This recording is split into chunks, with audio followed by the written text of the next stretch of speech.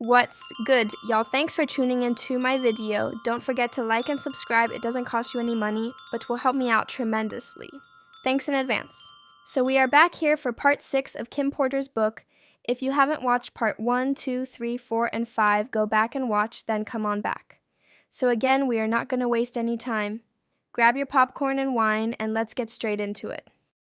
Chapter 17, Broken Promises. I don't know how this managed to stay out of the media for so long, but Sean got to the point where he was incredibly abusive, and only his inner circle knew about it. The artists were all too afraid of him to say anything. He had gained so much power, no one would say anything. Puff Daddy was a kingpin. This Monday afternoon, Quincy was in school, and our son Christian was with the nanny, and I still had to make a living. I still loved the camera and had just been cast for a new movie. Sean was coming over to celebrate with me, just the two of us. I was in the bathroom when he came in. We were supposed to go out for dinner, but he was in a foul mood. He yelled, "What the fuck?" I would have to walk on eggshells as I came out the bathroom, but I found him holding flowers, so I smiled. "You brought me flowers?" "No. So who the fuck are they from?" I was bewildered, and I told him, honestly, I don't know. Probably just a fan. He threw the attached card at me, and I picked it up and I read it. "Sean, He slapped me so hard I hit the ground. "Who the fuck were you with the other night?" I looked down at the card that was lying on the ground next to me, and it read, "The other night was amazing. We must do it again." Shit, I tried to explain. "Sean," he threw the flowers at me. "That's not how this works. You got my child. You don't touch anyone unless I allow it." "It was just coffee with the producer. It was nothing." He glared at me and asked, "Who the fuck is this producer?" I was trying desperately to calm him down as I responded, "From the movie, babe. Calm down." He picked up my coffee mug and slammed it against the wall. Coffee flew everywhere as he yelled, "Who the fuck this nigga think he is?" "Sean, he's just some producer. We talked about the role and me maybe starring in another movie that he wants to produce. I swear, that's it, Sean." Sean exploded even more. "He want to put the move on my fucking family? My fucking family?" He flipped the table over, breaking it. It was a heavy table, but Sean is stronger than he looks. I pleaded with him. "Sean, please." "What?" I tried my best to calm him down. "He probably didn't know. It didn't come up. You're publicly dating someone else." So he screamed at me, and it somehow seemed even more intense. "So you ain't tell him to back off?" "Sean, I didn't." And then out of nowhere, he hit me with a chair. I don't remember anything after that until I woke up in a hospital room. My arm was in a cast hanging from a sling. My face hurt. My eyebrow was in immense pain, as was my lip. As I came to, the first face I saw was of the man that put me here. Sean asked with concern in his voice, "How are you feeling?" I responded, "Stay away from me." "I'm sorry, I don't know what came over me. Save it for the lawyer. Stay away from me." We were in a private hotel room. We were in a private hospital room, and no one could hear me. I could scream like my life depended on it, but it wouldn't matter. If I didn't ring for assistance, I wouldn't get any. He kept going. I was just so jealous. You know how I am. He took a hold of my left arm, the one that wasn't in the cast. "You have our beautiful son, our family. It's just..." At that point, I had enough. "The one you slutted out right before giving birth?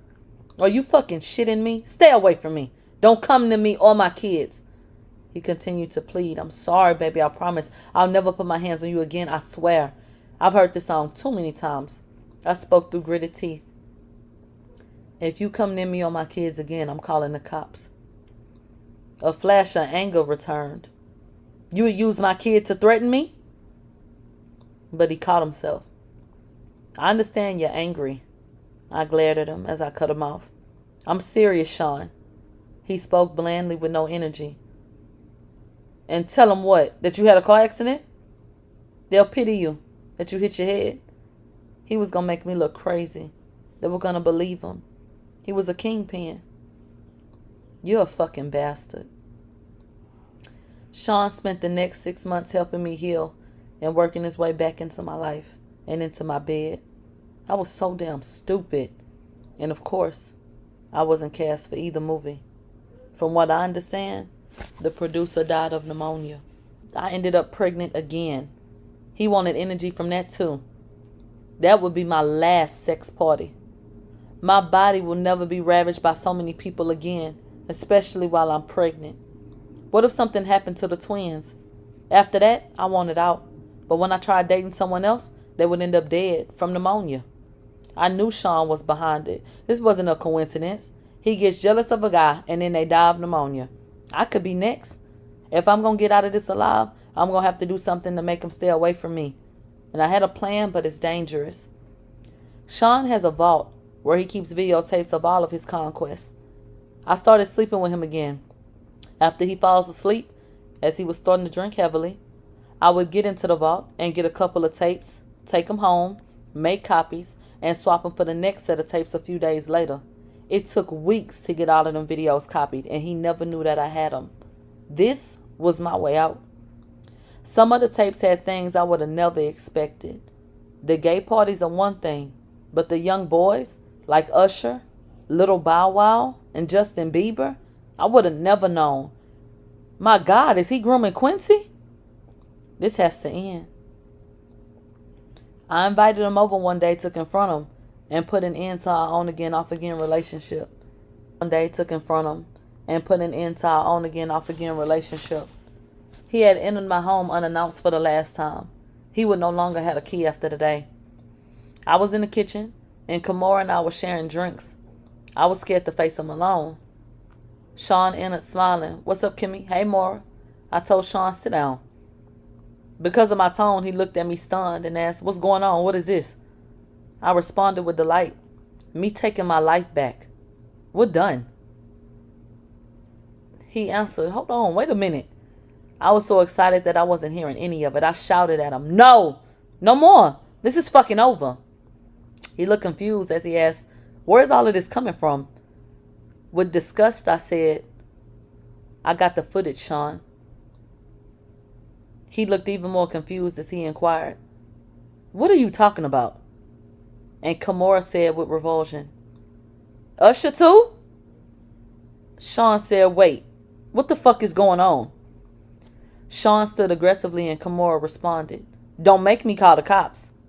Sean's anger was creeping in as he replied, "This is how it is? If anything happens to either one of us, it gets released." He seethed as he queried, "After all I've done for you?"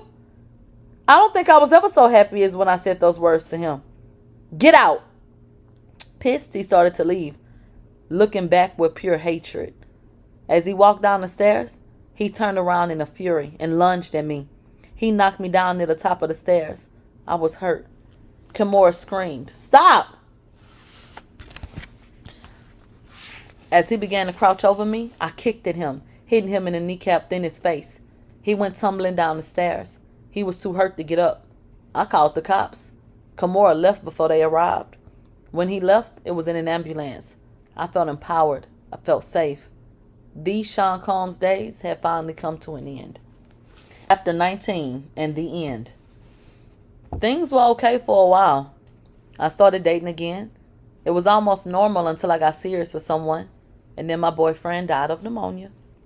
I knew it was Sean again, and that's when I decided to write this book. A few days ago, my home was burglarized. Only laptops were stolen. I know it was that bastard or his goons. Of course, I had a copy in the cloud that I was able to easily download here onto this new computer. As I continue to write now, I'll send this into my cloud as well. I'll send out copies via email, and my Google Drive password will be attached so that the missing chapters can be accessed. This book must get out. There are so many more chapters to add. This outline is a great start. I have to organize the rest of the chapters and add them in little by little. I planned on spending today working on exactly that, but I'm not feeling very well. Thank God the kids aren't here this weekend so I can rest.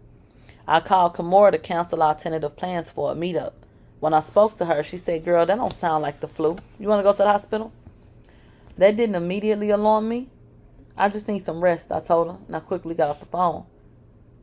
"But why can't I get my doctor? Why won't he pick up the phone?" Oh no. I called Sean from my bedroom while I was lying in my bed. All I could think about was my kids. My baby tour with this monster, the man that I now suspect of having done this to me.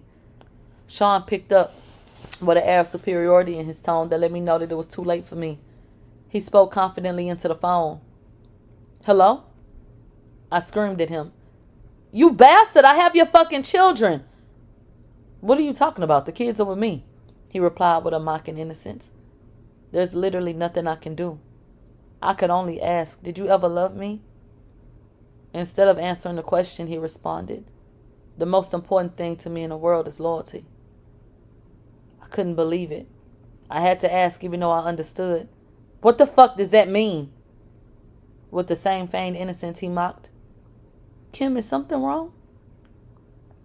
He gonna continue this game to the bitter end. I asked one last time, how could you? Again, with the narcissism I had now come to despise, he responded, how could I? Do what? I gave you everything. You went to someone else. You left me just like everyone else did. You asked, how could I? How could I what? Look at what you did to everyone around you. So you're saying everyone leaves because of how I am? And you were going to expose me? He had me burglarized and I knew it. I shouldn't have threatened him. I should have just published the fucking book. I'm gonna die. Like Heavy D. Like Biggie. Like Pac. Like so many others. And it's because he's a monster. Plain and simple. Before hanging up, I simply say, that's not the only copy, you fuck. And then I shoot out a group text. I let everyone know, quote, he got me. Then I called 911. As I sit here waiting for the ambulance, I'm writing this chapter and praying that I make it to the hospital. I don't feel like writing anymore. I may not be around to see it in print. It's okay. I'm sending it out. He won't get away with this. I will have my say, my final words. Sean Combs will get exposed, even if I lose my life doing it. My kids have always been my most cherished possessions, and I want the world to know that. But more importantly, I want them to know